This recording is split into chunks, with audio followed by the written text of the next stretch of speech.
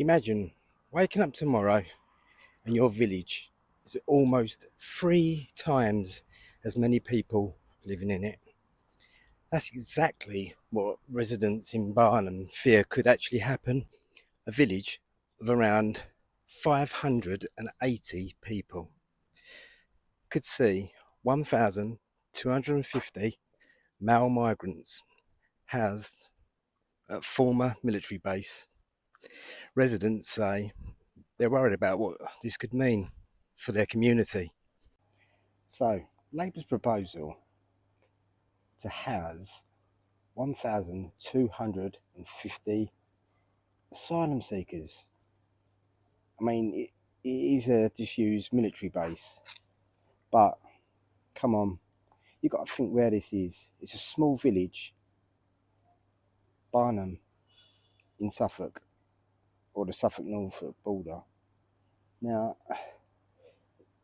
basically, there's 580 residents. 580.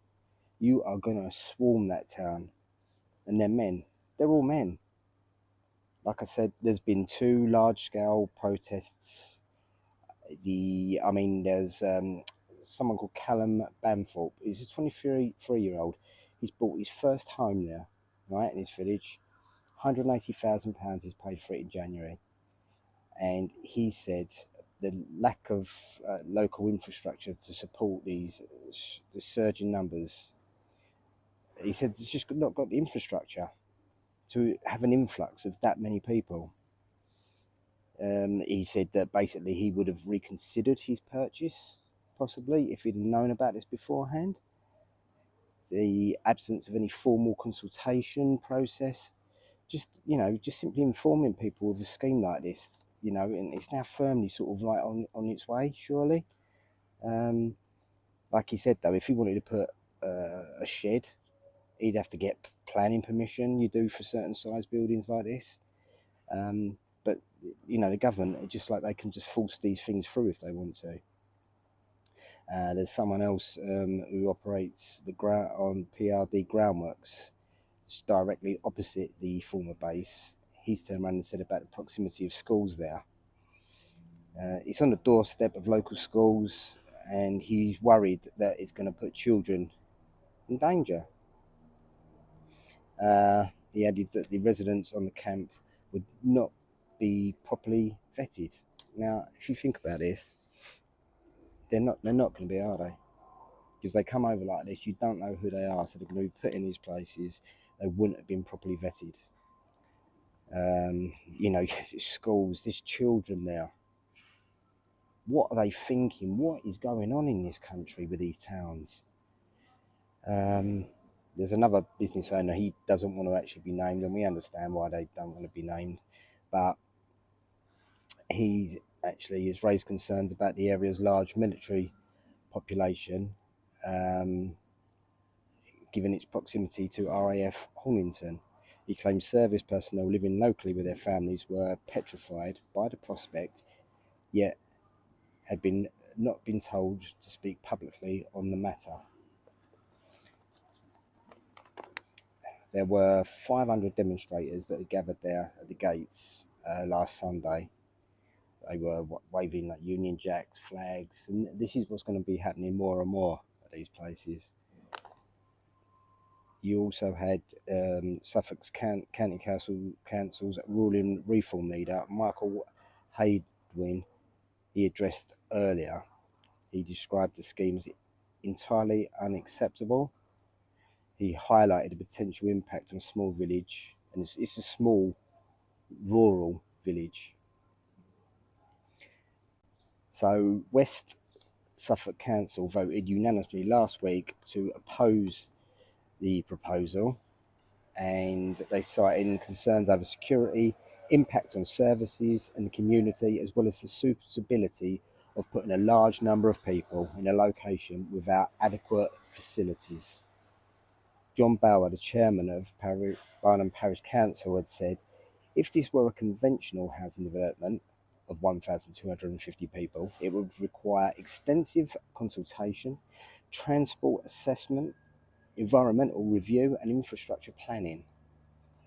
Councillors expressed frustration at being kept uninformed by the Home Office, with one describing the lack of communication as annoying and disrespectful. A West Suffolk Council spokesman confirmed that the government could actually bypass local planning process by granting itself consent for the scheme, which that in itself just sums the whole thing up. They're just, when they want to, they can rewrite the rules and they can do what they want. And they bend over backwards for these military age men that are illegally coming into the country that now are being placed in rural spots. So this village of Barnham is now about to be destroyed, basically, the culture of it. So when you've got these young people that move into these areas or have grown up in them areas who are getting their first house, there's children there in local schools, teenage girls, there's teenage boys, there's mums, young mums, there's all walks of English, British people in these places. Their lives are being turned upside down by the government facilitating this happening. It's not just in Barnham, it's happening in a few places now, and it's now picking up speed and it's getting worse. Anyone out there that doesn't see that this is a major issue, you are absolutely deluded. You are lying to yourself and to other people, or you are part of the problem that wants this to happen, whether you are foreign or whether you are English and you just love the thought of this. This is a crisis that normal people are fighting against now every day. We need to get behind these people of Barnham and these other places that are going through this, because next minute it's going to be where you live. We cannot stand for this anymore. Women and children, unlike what they do, women and children in this country come first. We need to protect them and look after them. The people coming in, the men look after themselves and they disrespect the women. Now, like I said, it's not going to be the only place that's facing the prospects of what we're talking about. This is happening across the country. There's so many sites that are being considered. So in my next video, I'm going to be looking at the bigger picture of this, what this holds, what this is about, and where this is going. It's not good where this is going. Take care. Say it straight.